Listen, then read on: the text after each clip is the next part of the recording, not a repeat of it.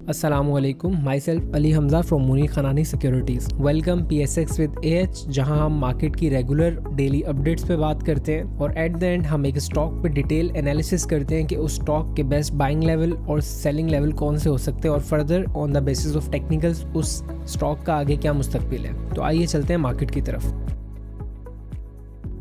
आज की मार्केट की क्लोजिंग 1,15,536 पॉइंट्स के साथ देखी गई और इंडेक्स में आज 441 पॉइंट्स की एडिशन हमें देखने को मिली। मार्केट हाइलाइट्स की बात करें तो 1,15,730 पॉइंट्स का आज मार्केट ने हाई लगाया और 1,15,162 पॉइंट का आज मार्केट में लो देखा गया। वॉल्यूम्स आज मेजरली 204 मिलियन के ट्रेड हुए, जो कि एक पॉजिटिव साइन है और देखा जाए रोज हमारे पास वॉल्यूम्स में एक पॉजिटिव मोमेंटम देखने को मिल रहा है, जो एक अच्छी चीज़ है।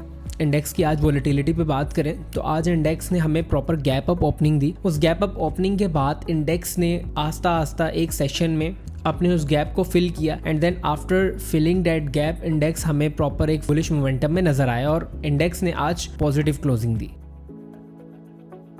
मार्केट की पॉजिटिव क्लोजिंग के पीछे जिन सेक्टर्स का आज हाथ था उनमें oil and gas exploration companies जिन्होंने 176 पॉइंट्स ऐड किए, फर्टिलाइजर सेक्टर जिन्होंने 137 point, technology and communication sectors जिन्होंने 39 पॉइंट्स ऐड किए और बाकी दूसरी कंपनीज मार्केट में एडिशन का सबब बनी। कंपनीज की बात करें तो आज की लीडिंग कंपनी मारी पेट्रोलियम थी जिसने 192 पॉइंट्स ऐड किए और हमने कल मारी पेट्रोलियम पे डिटेल एनालिसिस भी किए थे और आपको इसी लेवल पे हमने बाइंग भी रिकमेंड की थी। जिन लोगों ने वीडियो नहीं देखी जरूर उस वीडियो को देख सकते हैं और मारी पेट्रोलियम पे प्रॉपर व्यूज आपको मिल जाएंगे। तो बहरहाल अपनी वीडियो की तरफ आते हैं। FFC 101 point, effort 40 point, MCB 26 point, system limited 19 point और बाकी दूसरी दीगर कंपनीज शामिल हैं।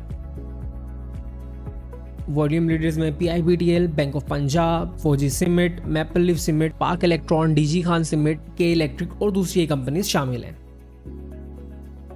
तो इस वक्त हमें 100 इंडेक्स के डेली टाइम फ्रेम पे अगर आज की बात करें तो आज मार्केट में मेजरली वॉल्यूम्स भी अच्छे देखने को मिले और वॉलेटिलिटी भी ज्यादा थी। मार्केट ने आज गैप अप ओपन दिया। उस गैप अप ओपनिंग के बाद मार्केट में सेलिंग प्रेशर देखने को मिला और सेलिंग प्रेशर हमारे पास बाइंग मोमेंटम में कन्वर्ट तब हुआ जब वो गैप हमें फिल होता हुआ देखने को मिला। फर्दर अगर हम इंडेक्स की बात करें डेली टाइम फ्रेम पे तो हमें प्रॉपर एक कंसोलिडेशन होती हुई दिख रही है। लास्टली भी हमें यही कंसोलिडेशन दिसंबर से लेके एंड ऑफ द मार्च तक देखने को मिली और इस बार भी ये कंसोलिडेशन दिसंबर से स्टार्ट हुई है और हमारे पास मार्च के एंड तक according to date historical patterns हो सकता है मिले। और एक चीज हमने जो मेजरली देखी और मैं अपनी वीडियोस में बात करता हूँ कि कंसोलिडेशन स्टेट्स जितने बड़े होंगे उतना ही पॉजिटिव मोमेंटम हमें देखने को मिलेगा। लास्ट में भी हमारे पास तकरीबन 4 महीने की कंसोलिडेशन थी और उस कंसोलिडेशन के बाद जो रिजल्ट हमें देखने को मिले वो आउट क्लास थे। लास्ट करंट सिनेरियो की बात करें तो फिल वक्त भी हमें कंसोलिडेशन बॉक्स में ट्रेड कर रहे हैं। हमें इस वक्त कंसोलिडेशन फेज में है। इस कंसोलिडेशन बॉक्स की ब्रेकआउट पे हम एक पॉजिटिव मोमेंटम की तरफ जाएंगे और हम एक हेल्दी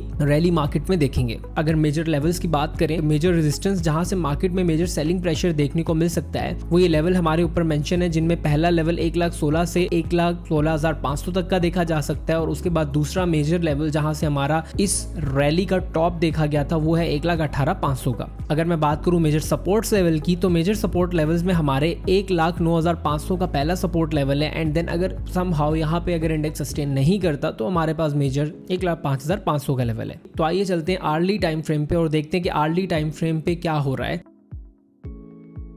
तो इस वक्त हम 100 इंडेक्स के आर्ली टाइम फ्रेम की बात करें तो इंडेक्स उसी लेवल से रिट्रेस हुआ जहां पे इसका एक माइनर गैप था। इस लेवल से इंडेक्स में हमें एक मेजर बाइंग मोमेंटम देखने को मिला और आज की जो हमारी मार्केट की क्लोजिंग थी वो पॉजिटिव देखी गई। अगर बात करें इंडेक्स ने जब अपना हाई पोस्ट किया था उसके बाद से हमें एक सेलिंग प्रेशर देखने को मिला और हम प्रॉपर डिसेंडिंग ट्रेंड लाइन की सपोर्ट को मार्क करके उस लेवल पे सेलिंग प्रेशर को मार्क कर रहे थे। बट आफ्टर सम लेवल हमारे पास 25 फेब को इस लेवल का ब्रेकआउट होता है and after breakout for the more confirmation हम इस लेवल को रीटेस्ट करते हैं और उसके बाद हम एक बुलिश मोमेंटम में दाखिल हो जाते हैं।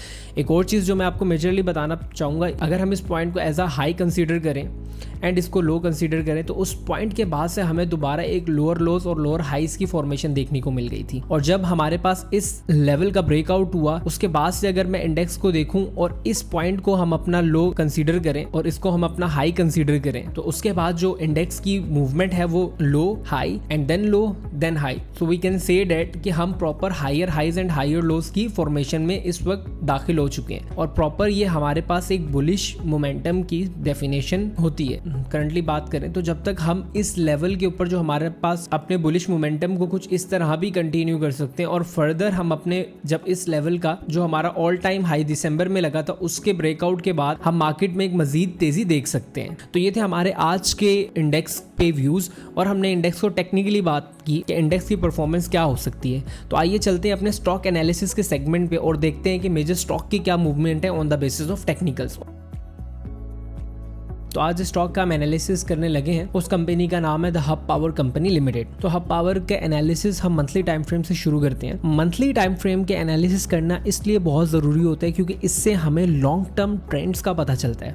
देखिए शॉर्ट टर्म में फ्लक्चुएशन सिर्फ नॉइजेज होती हैं, लेकिन अगर हम एक बड़े ट्रेंड्स देख रहे हैं तो उसी सिचुएशन में हम मार्केट के अंदर प्रॉफिटेबिलिटी को इंक्रीज कर सकते हैं और उसी कंडीशन में हम मार्केट में प्रॉफिटेबल हो सकते हैं। तो अगर हब पावर्स को हम लॉन्ग टर्म में देखें और मंथली चार्ट में देखें तो हमें हब पावर एक स्ट्रॉन्ग बुलिश ट्रेंड में नजर आ रहा है। कोई भी स्टॉक अगर बुलिश ट्रेंड में भी होता है तो कभी भी वो स्टॉक हमेशा सीधा ऊपर नहीं जाता। हमेशा उस स्टॉक या पर्टिकुलर एसेट में हमें माइनर रिट्रेसमेंट्स देखने को मिलती हैं जो कि उस लॉन्ग टर्म ट्रेंड की सस्टेनेबिलिटी को स्ट्रांगली प्रूव करती हैं। सेम अगर हम अपने स्टॉक को देखें तो हमें हब पावर इस वक्त बुलिश मोमेंटम में नजर आ रहा है। देयरफॉर हमें एक मेजर रिट्रेसमेंट देखने को मिल रही है हर एक लेवल पे और वो रिट्रेसमेंट स्टॉक के लिए बहुत जरूरी है। जब भी स्टॉक एक हाई पोस्ट करता है, उस हाई पोस्ट करने के बाद हमें उस स्टॉक में रिट्रेसमेंट देखने को मिलती है और अगर वो रिट्रेसमेंट जितनी ज़्यादा डीप होती हैं हमारे पास जो रिजल्ट्स होते हैं हमें देखने को मिलते हैं और उतना ही गेन हमें ज़्यादा एक्सपेक्ट करने को मिलता है। Same case with hub power, जब स्टॉक ने डीप रिट्रेसमेंट्स ली हैं तब स्टॉक एक प्रॉपर हमें हेल्दी मोमेंटम में और एक बुलिश मोमेंटम में नजर आया और रिट्रेसमेंट्स हमारे लिए बेस्ट अपॉर्चुनिटी होती है कि हम उस स्टॉक को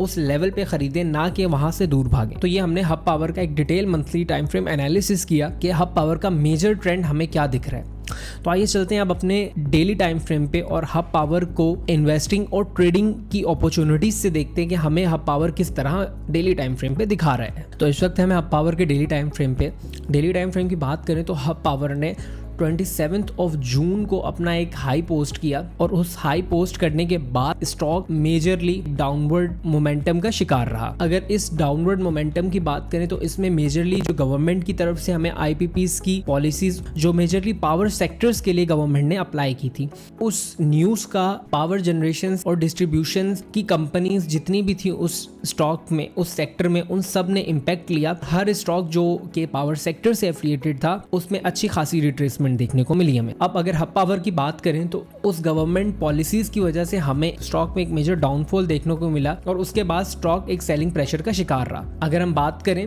हब पावर ने 93 रुपीस का लो पोस्ट किया अपने एक बुलिश लेग बनाने के बाद जो कि 170 रुपीस के आसपास था। अच्छा, इस अगर रिट्रेसमेंट्स को हम अपने फिबोनाची के लेवल्स पे देखें तो जब हम फिबोनाची का टूल अप्लाई करते हैं मोस्ट लो पे और अपने उन रिट्रेसमेंट्स को देखते हैं तो हमारे पास जो रिट्रेसमेंट्स के जो डीप रिट्रेसमेंट के लेवल जो कि हमारे पास 0.618 के हैं, अप्रॉक्स 68% के, वो हमें 96 रुपीस पे देखने को मिले और इन डीप रिट्रेसमेंट्स के नंबर पे स्टॉक हमें उसके बाद से एक बुलिश मोमेंटम में नजर आया और स्टॉक में यहाँ से एक बुलिश रैली देखने को मिली। प्रेजेंटली अगर मैं अभी की बात करूं तो स्टॉक हमें एक कंसोलिडेशन फेज में देखने को मिल रहा है और हमें दिसंबर से लेके अब तक स्टॉक में दो मेजर जोन्स नजर आ रहे हैं जो कि 124 रुपीस का लेवल स्टॉक के लिए एक मेजर सपोर्ट एक्ट कर रहा है एंड देन उसके बाद जो 143 रुपीस का लेवल है वो स्टॉक के लिए एक रेजिस्टेंस एक्ट कर रहा है। करंटली अगर अभी बात करें तो कंपनी ने 5 रुपए का डिविडेंड अनाउंस किया है जिसने इन्वेस्टर्स का मजीद इसमें एतमाद बहाल किया है और डिविडेंड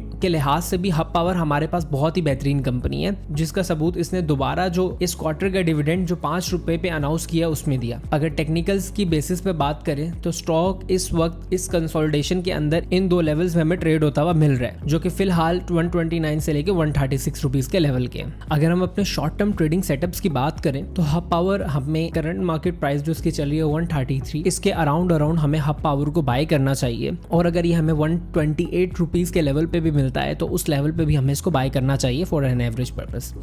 अच्छा, उसके बाद इसके स्टॉप लॉस की बात करें तो हमें इसका स्टॉप लॉस जो इस सिचुएशन में लगाना है वो 123 से 124 रुपीज़ का लेवल का स्टॉप लॉस होगा, और जो हमारे टारगेटेड प्रॉफिट्स होंगे वो 143 रुपीज़ के लेवल के होंगे। मोर एवर बात करें तो हमें हब पावर के अंदर एक और बुलिश पैटर्न नजर आ रहा है जिसको हम बुलिश रेक्टेंगुलर पैटर्न बोलते हैं। बुलिश रेक्टेंगुलर पैटर्न में हमारे पास जो स्टॉक होता है वो वो एक पर्टिकुलर सपोर्ट एंड रेजिस्टेंस में ट्रेड करता है, एंड देन पर्टिकुलरली जिस लेवल का ब्रेकआउट हमें मिलता है हम उस तरफ की ट्रेड सेटअप को प्लान करते हैं।